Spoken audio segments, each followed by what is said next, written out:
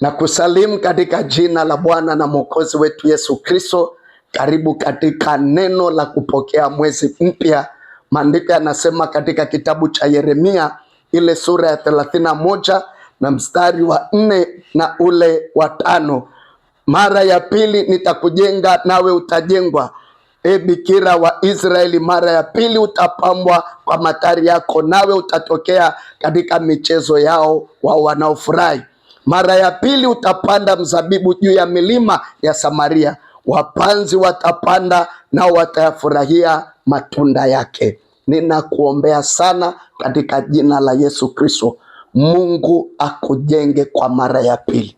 Mungu ajenge uchumi wako kwa mara ya pili. Pale ambapo uchumi wako umepigwa, umeparaganyika, Mungu akajenge kwa mara ya pili.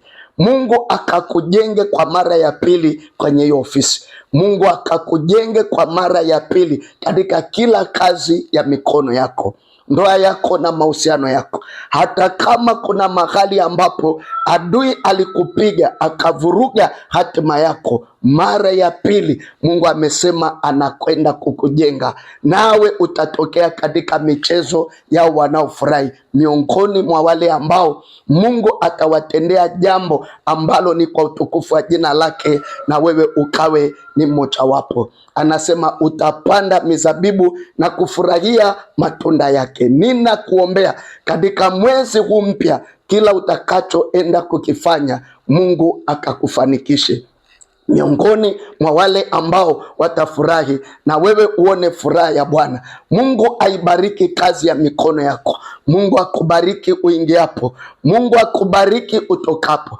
Katika kila utakalofanya, mkono hodari wa Mungu aliye hai uwe pamoja nawe. Uone neema ya Bwana, milango iliyofungwa ikafunguke, giza lililokuwa mbele yako likaondoke.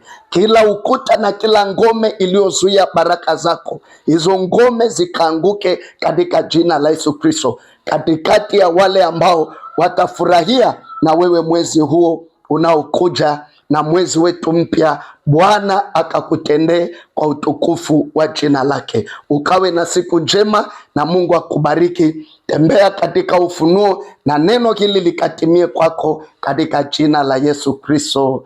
Amen.